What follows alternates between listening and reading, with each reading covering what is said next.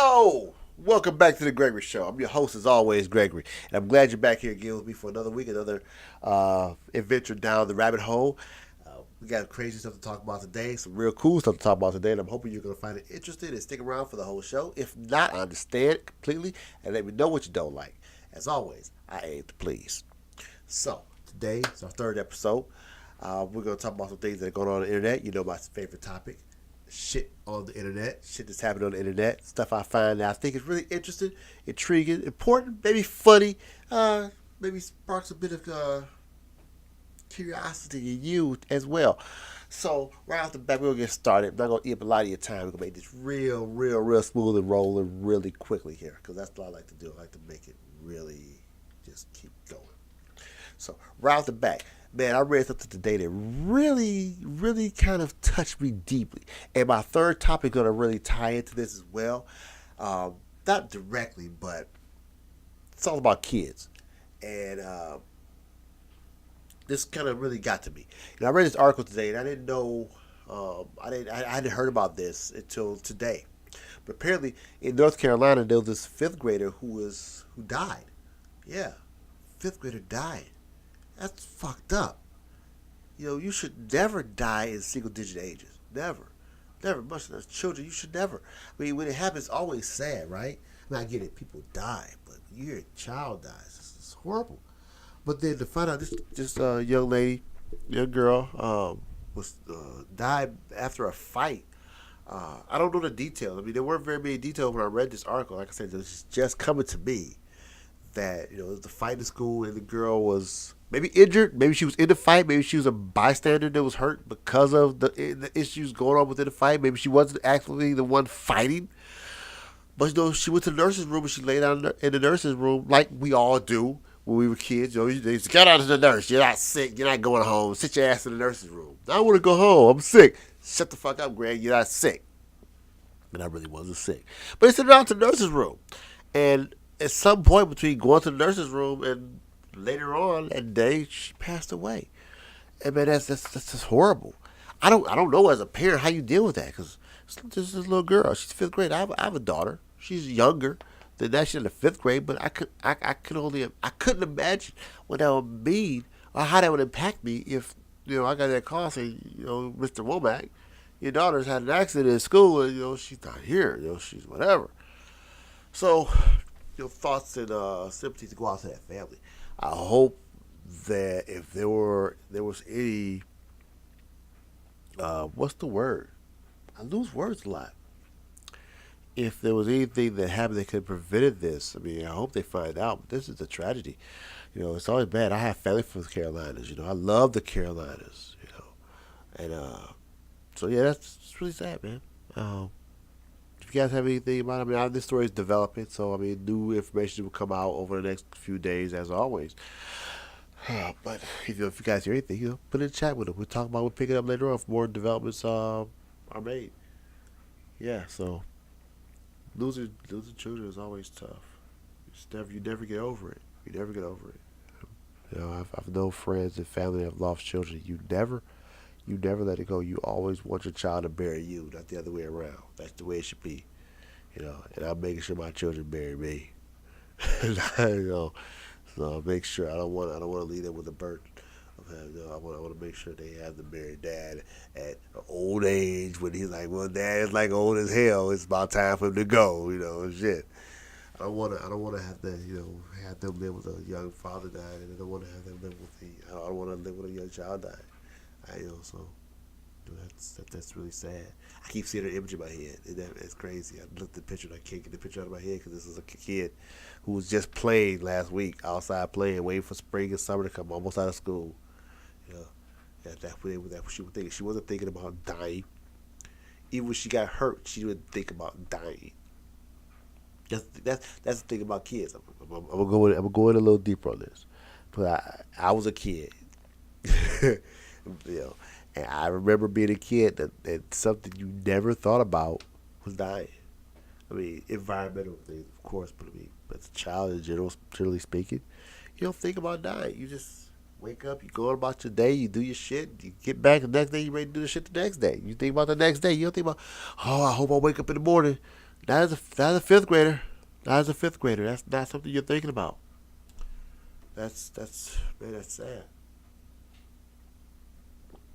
That's sad. So man, it's really tough.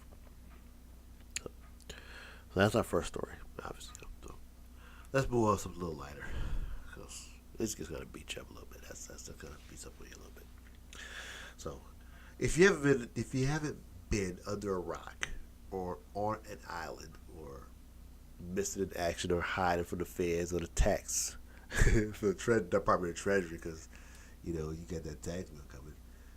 By the way, if you have a place to hide, let me know because I want to sell places there because there's a lot of people I know that need to hide from the IRS. But apparently, Jussie Smollett is free to go. I don't know why, but I can speculate. And I said this before. I was talking to a friend, and this wasn't directly about him, but it was more so directed towards the R. Kelly case. And I was thinking, in today's climate and the way things are, how can you get a fair trial? And it seems like in his case, there was a lot of premature statements made or assumptions made by the Chicago Police Department. And again, I'm not certain, but it's possible they painted themselves into a corner where they took a path or took an approach that wasn't manageable. They made some calls, they said some things, and the chief of police came out and said some stuff. You can't paint yourself into a corner. So when that happens, you kind of like, when you look at the evidence, like, shit, I don't know if we can convict this dude off this. Is he guilty? Well, he's not innocent. And the story is fishy. But we might have fucked up a little bit. What we gonna do? Might just let him go. Well, don't just let him go. Make it like we kind of negotiated with him a little bit. All right, so he kept his bond, 10 grand, 10 stack, whatever. Fuck it, whatever. Shit goes away. He walks. Right? It's a cost of doing business. I'm really curious to see what comes out about this. I mean, this is crazy because the story he had was so ridiculous. And I'll be honest, I called him guilty. The story was so outlandish that I said no one would do that.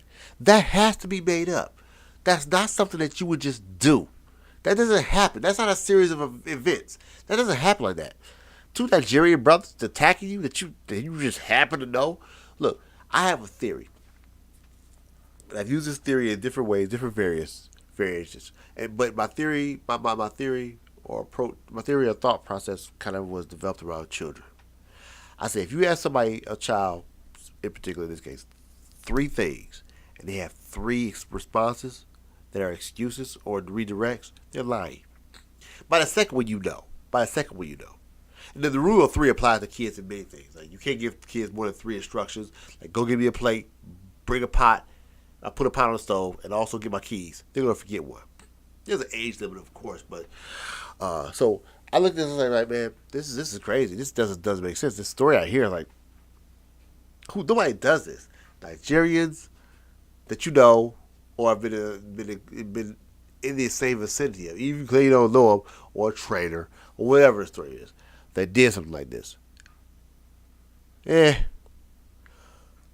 Black, white, gay, and different, I was still questioning. So, but anyway, hey, he walks. He's the OJ of the 20s, of the teens. He's our this generation's OJ. So, hey, I hope he learned from this. If nothing else, I hope he learns from this, and he's better for it. It's an unfortunate event, and I don't really know what happens with his career. I don't know how this plays out for him on Empire. I don't even think it fucking matters. I mean, this was a crazy ass situation to go from being an alleged victim to the perpetrator and being charged, the criminal, to having all charges dropped. That's a 180. So if he had a hand in setting any of this up, orchestrating any of this stuff, I hope he's learned from it. And if this was really a case where he was attacked by racist, homophobic folks, that maybe he embellished the story, who knows? I hope something positive comes out of it. That's all you can hope for at the end of the day. I mean, we'll forget about Jussie Smollett in 12 months. You won't even remember this. This will be a did you know? Oh, yeah, I think I remember that. In 2020, this will be a did you know? You have to be reminded of this because he wasn't somebody we all talked about every day, to be honest. So, hope he's better for it. I hope it works out for him. I hope he's okay. And I hope this makes him a better man at the end of the day. Because at the end of the day, I mean, I understand people make mistakes. People make bad judgments, bad calls. But and not to say that he shouldn't bear the brunt of this if he has if he bears some responsibility for what happened. But you know, I would believe in the ability to redeem a person. And I believe in constant evolution and the fact that you constantly grow and learn as you go on. And if with that being my stance, my thought on this, I hope this is something he grows from. I do. I don't wish the dude to be like, I don't know, it never work again. He's horrible. He lied once. Everyone has lied once. Everyone has told something or said something that's not true, whether it's minor or major. We've all done it. So we're not perfect. So we can't expect other people to be perfect, and we can't criticize other people or critique other people on one bad decision. That's the thing.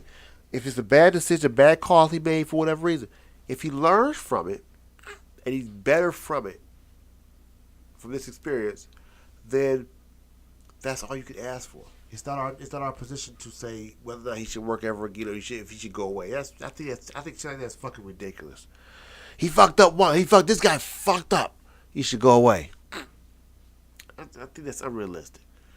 Man, if all of us were under a microscope, if everything we did was being evaluated in the public eye, you know how many of us wouldn't be able to work? I think we have a workforce of about 19% of the population. I mean, we all do shit that's fucked up. So let's be real about it. All right, let's be real about it. We've all told lies. We just get away with it because nobody knows who the fuck we are. So, I mean, if Justin going to work tomorrow one day, hey, man, I can come in today. Two dudes with MAGA hats beat the shit out of me. They're like, oh shit, that's fucked up, Justin. All right, well, we see you Monday at the factory. Take a few days off. You don't have to make paper cups today. And no one would say shit. So let's not fuck with Jussie too much.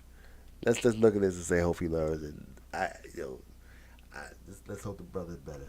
Let's hope the brother's better. So that's all I got for the internet today. I didn't spend too much time perusing the internet. Actually, I tried to, but I got nauseous because there's so much stupid shit going on. So, but we're gonna stop with that. I'm going to add a new question here, though, new section, and this is evolving. We're constantly growing. This is going to be called "What Would You Do?" And I'm not going to give an answer. I'm not going to give a long, drawn-out explanation. I'm going to just give a scenario. Because people think differently. I believe that people are represented as individuals, not as groups. I believe the media represents or identifies people as groups, when in fact people are individuals. And I think people as individuals have individual thoughts. So, my question to you today is this, and this kind of circles back to my initial story about the fifth grader. Okay, so, you're a mother or a father. Okay. Your child comes home one day. Your child says, as a minority, black, Latino, but we're going to focus on black because I'm familiar with it. Your child says to you, well, you could say to your child, hey, how was your day at school today? Your child looks at you, you see there's something wrong with your child.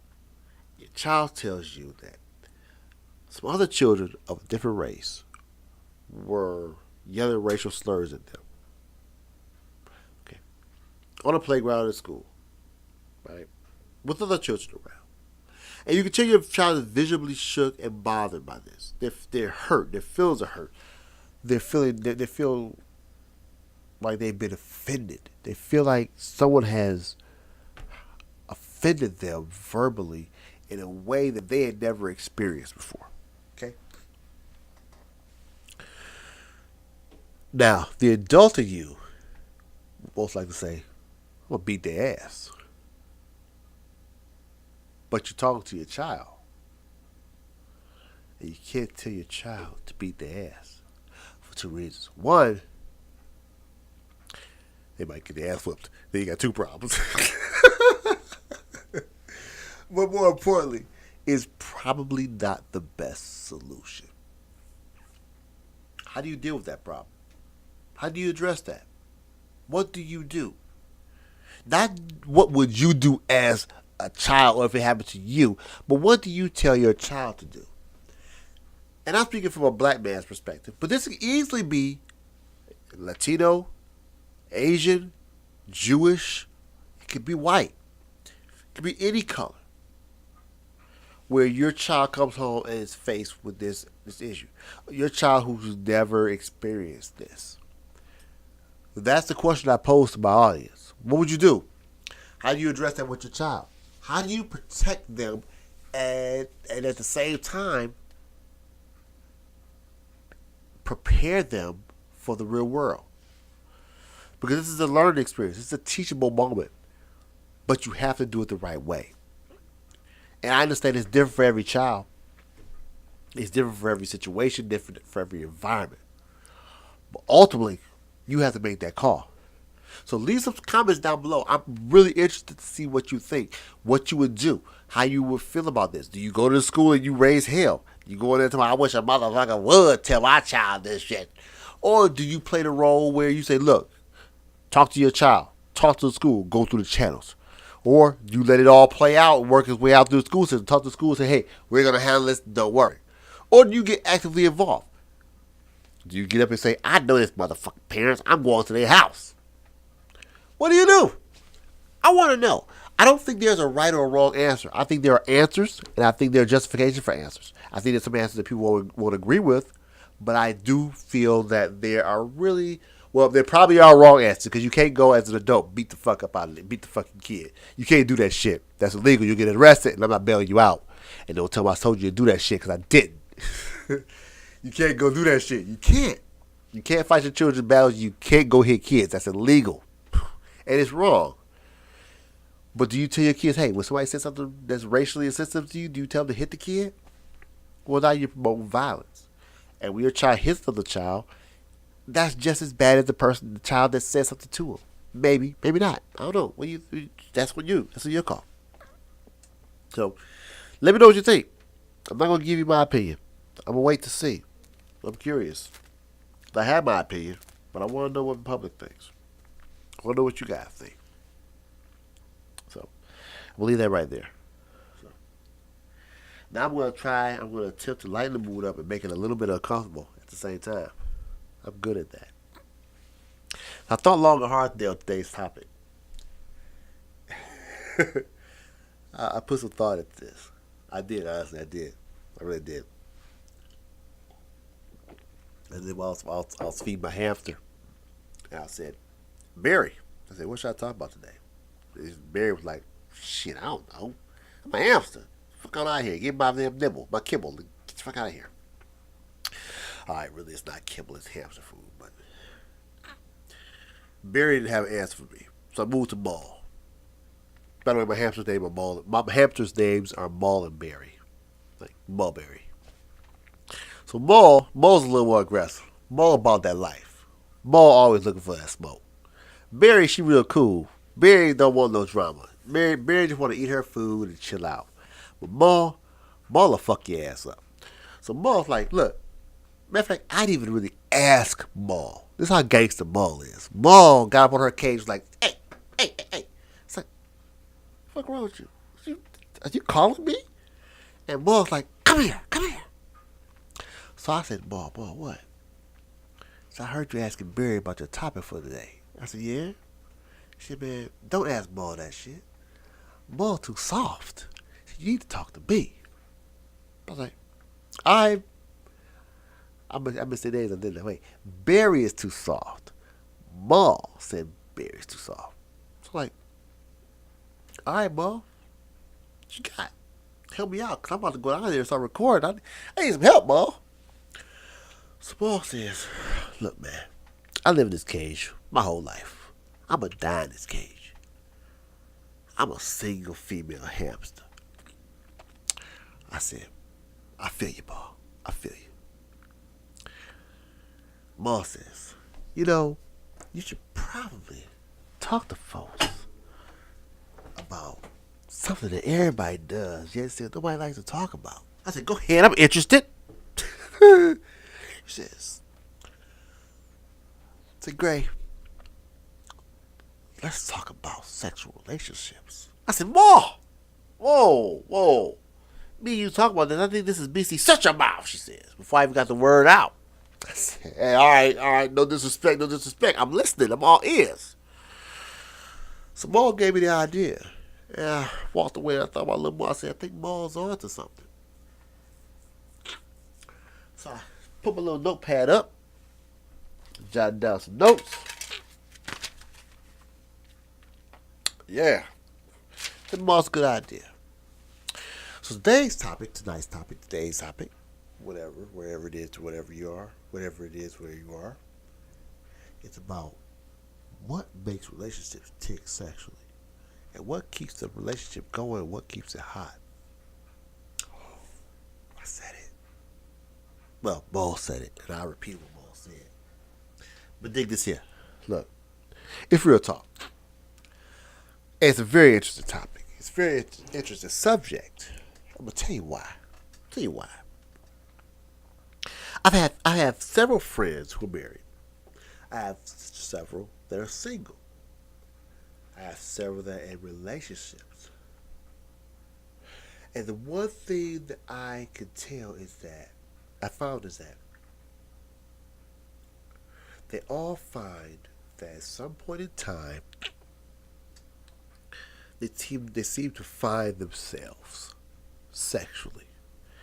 And the older we get, the more open we are to what we like. That's real shit. So, I like to tell stories. I'm going to tell a story. I'm using an example, and this story is going to be my example. So, let's take an average couple. All right. You're married 12 years. Okay. Married 12 years. Wonderful relationship. Wonderful sexual relationship. Boom, boom, boom. Doing their thing, getting it in. Having a wonderful time. Love each other to death. Love that man's body. That woman loves that man's body. That man loves that woman's body. There's no taking him away from it. No tearing him away from it.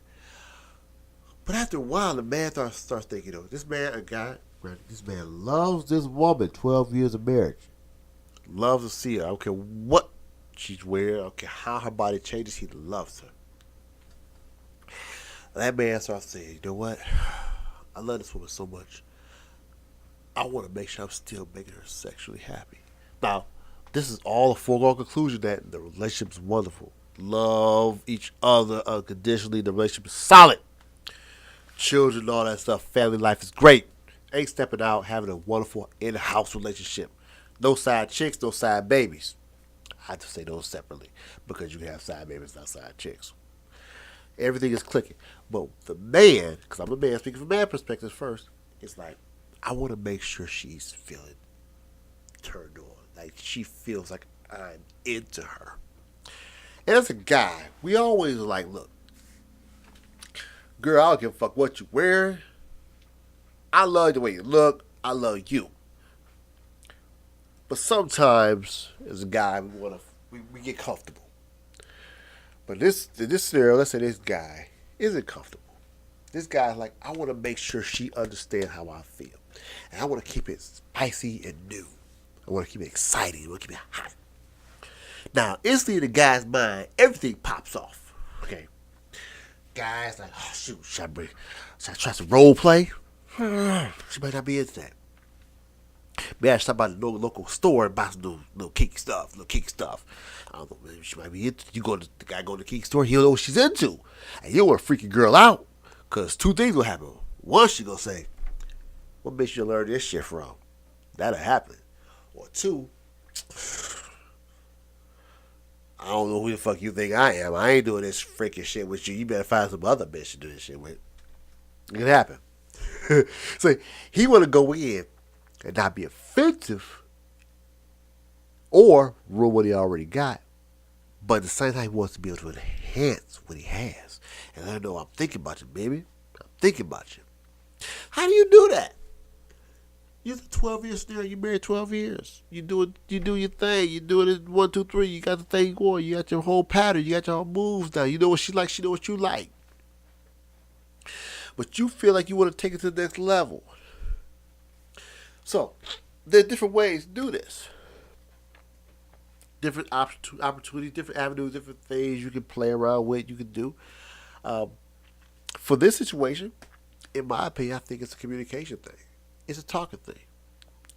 And I'm gonna try to speak from the woman's perspective, just based on what I know. But I'm gonna lean on the ladies here to chime in and say, hey, look, great, hey, all due respect, I like what you're trying to do. I like the fact you're looking at it from this perspective, but you're wrong as hell.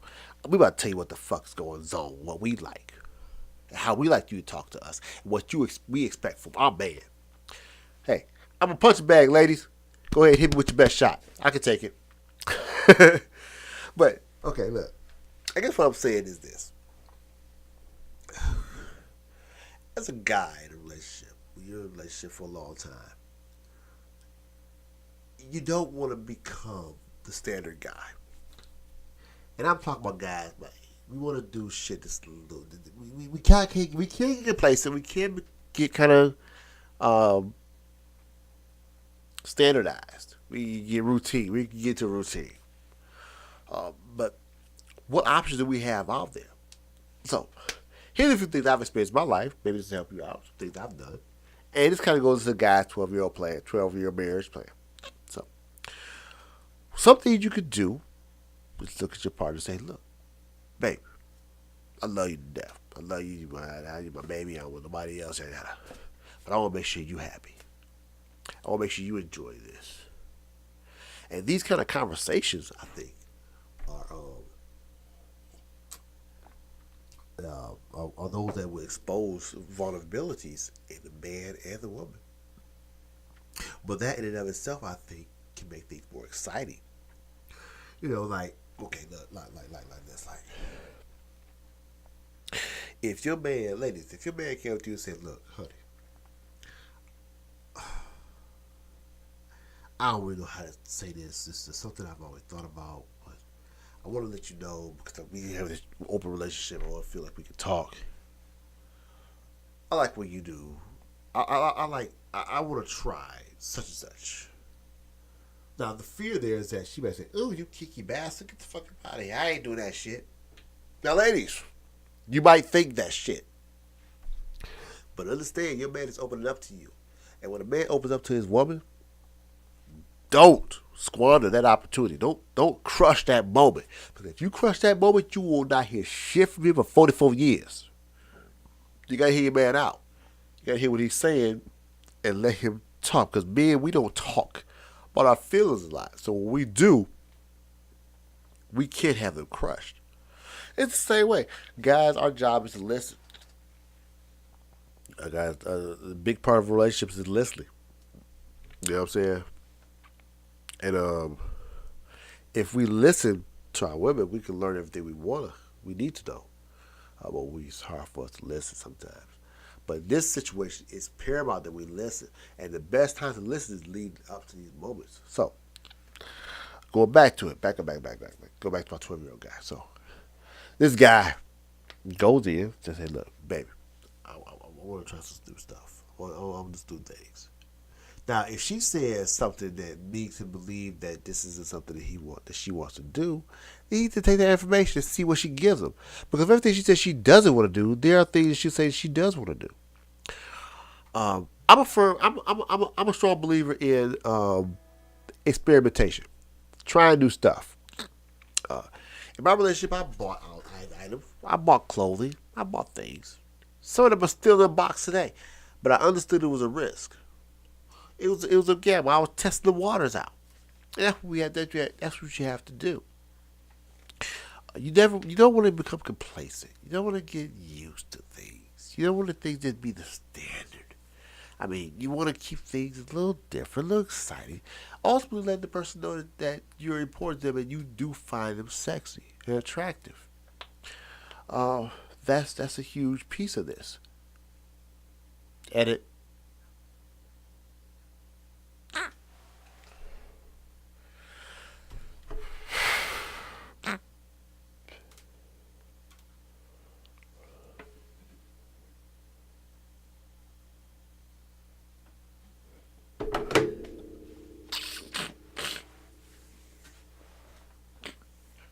Another thing you can try to do is look at what you're doing and see if you can improve it. Some ladies don't like crazy freaky shit. Some don't like that. No, you can't bring a swing into the room. You can't bring a pole in there. You can't do that. You gotta know the lady you with, fellas. You gotta know. It's just that just is what it is. You know, you can't come home one day with two ladies. Well, hey baby, I think we do a foursome. I hope you can afford a divorce.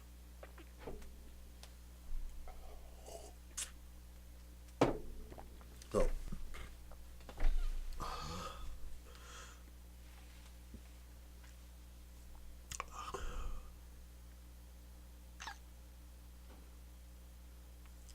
so how kiki is it? How kiki is too kiki? I don't know. It comes down to your situation. Um, Sometimes you have to read signals. I find women are going to tell you what they want you to do. They'll give you hints. You have to figure it out from there. It's not hard. All you have to do is listen, which I've earlier stated that we suck at. But if you listen a little bit, you can pick up a few little things. You know, just don't push them. Just gonna play it out a little bit. Uh,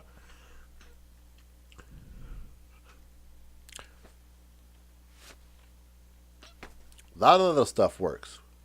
Um, so let's forget about 12-year guy. Let's forget about 12-year guy because that guy sucks. He gonna figure it out. He'll figure it out. Most likely that guy stick with his own plan. Uh, let's change the gears. What if you're in a newer relationship? And let's say you come into that relationship with a lot of kinky habits. Let's say like do a little shit, a little finger here, a little butter there, a little lube there. I'd be tired of it hung up there. What if you doing that shit? Be like suspended. Hey, don't knock it. A lot of motherfuckers I know like to be suspended. What if that's you? What if that's your fetish? What if that's your key? This raises a whole new level of what ifs and how do's. So, you're in that new relationship. How do you feather that in? Well, I don't know. I've been married for 20 years. Good luck with that shit. No, seriously. I do have an answer for that. Even though I've been married for 20 years, I do have an answer to that because I do have friends and I do have people that I talk to. I do a lot of talking to people that have relationships and have these kind of scenarios. Uh, there's a 50-50. There's a it's a 50-50 thing. It's all or none. Well, it's not all none. That's all none. Not 50-50, is it? It's an all none type thing. Like you can take the all none approach where you just come out and say, "Look, hey, I like fucking in costumes," and she says, "I don't like that shit. I pay for dinner. I'm out. Bye." Feeling the person out, feeling them out. That's probably your best bet. Look at how you met them. Let the lady talk, fellas. Let her talk and let her lead the conversation a little bit. Drop hits, drop a few little lines here and there, and let her see where she takes it. Don't go too far. Too much is damaging. Going too hard is too damaging. Don't say within the first 5 or 6 statements, well, yes, I like tying chicks up and to my bed and they gonna call me daddy. Even if she likes that shit, she ain't gonna do that shit with you. You have to feather that in. You have to weigh it out a little bit. Say, hey, that's our first dinner. This is our first drinks after work. You can't tell me that shit. You can't fuck up the vibe like that. What if you've been dating for a long period of time and you come home and your other partner brings home a weird sex toy? Sex toys. Wow. There's a wide array of sex toys. There's your beginner sex toys, the ones you can buy off Adam and Eve, and then the ones you can buy from the dark, seedy stores, the ones that might get you killed, not killed, but killed. Those motherfuckers, yeah, that's a totally different thing. Look. If you hear nothing else I say, hear this. Never shock someone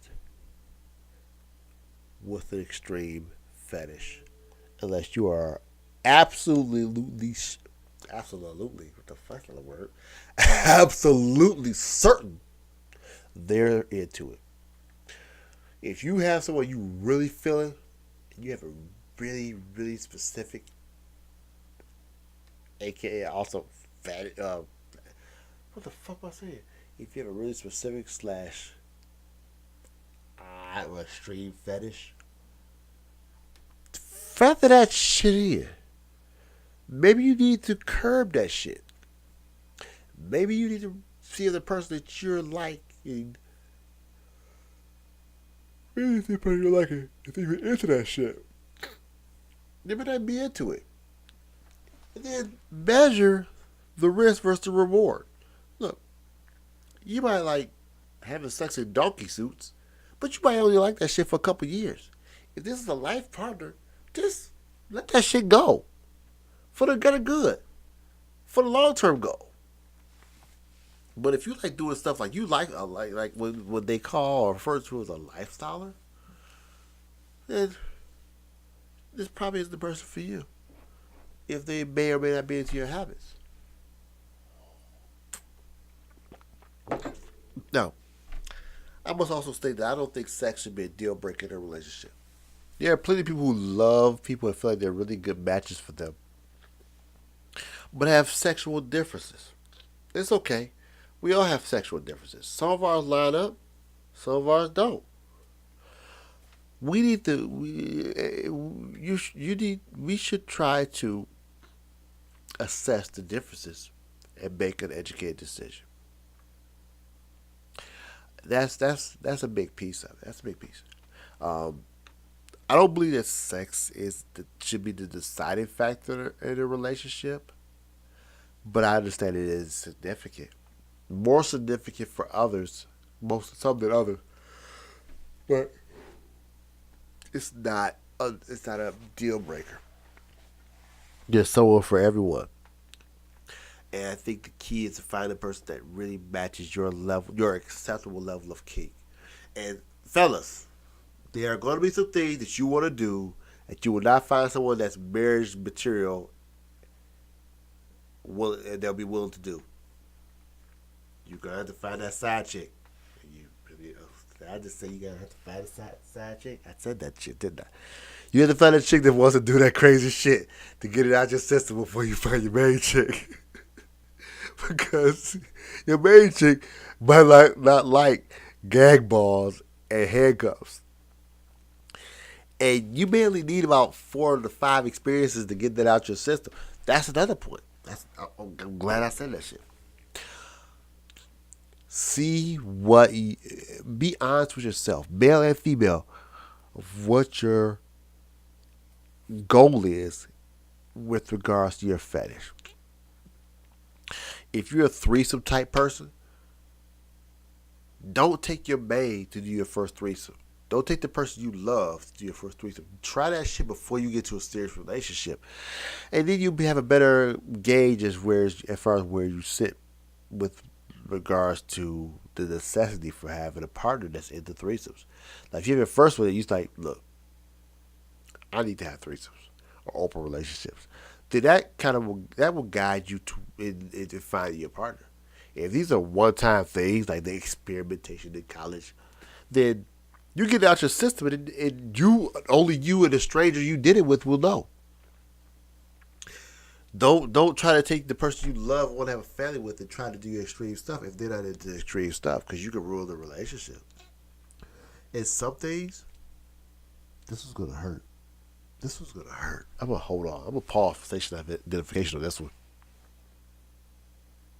Have we identified the station? Are we done with that? We done with it? Are we done with that? Are we ready for this? I hope we're ready. Some things that you really want to do, you will never have the opportunity to do.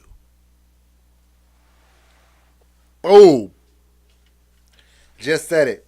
I just said it live. I said it. It's a fact. Look, because you have a desire to do something doesn't necessarily mean you have the opportunity to. And because you don't have the opportunity to do something that you enjoy doing doesn't mean you've missed out or lost something.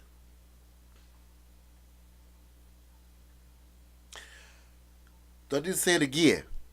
Fuck no. Rewind it. You heard me say the shit. Look, I guess the message in this could be all summed up in this nice little summary and put a little bow on it. Love the person you're with. Freak the person you're with. Accept the level of kink of the person you're with if you love that person. Because the love you get from that person is more important than the freaky kink you get in the end. Especially if that person leaves you. You can't freak a person out and make them leave you and lose a really good one. Wow. That sounds like a profound statement. I think I like that. Yeah. I always learn to stop when you were ahead. I think that's the one. I think that's a statement. So, I think that works for me. So yeah, let me know what you think. Have you had partners that have hit you off with kinky stuff that's too kinky for you, or freaked you out, or scared you? Dare I say scared you? I mean, hey, let me know. Let's talk about this because this is important. This is an important topic. I think people need to think about this. Sometimes we fall in love when we find the person we're with has really weird habits they want us to partake in that we're not into. Things that we're not willing to do. And then the relationship suffers for that because of that. You know? That's something to think about. Something to be aware of. Something to discuss. All right, folks. Well, I'm going to leave you on a cliffhanger. Though it's not really a cliffhanger. But I'm going to use a cliffhanger. I want to use that term. We'll leave you on a cliffhanger. Let me know what you think. Let's continue the discussion in the comments. Do you agree with what I say? Do you think there are exceptions to the rule? Do you think that some people in relationships, can grow and learn and explore together? I do, but do you? It's possible. It's possible. Do you think relationships can evolve into something that one party fosters? Do you think one can encourage the other to experiment in areas they didn't think of before? Let me know. I'm curious. I'll wait for your responses. Other than that, I appreciate you. If you made it to this point in the video, thank you for sticking around. If you have not already subscribed to this. Click the bell. I want you to be notified. Anytime new content is posted. All right. Other than that, thank you for sticking around with me. This has been the Graygrie Show, and we will see you at our next episode. Okay. Bye. Peace.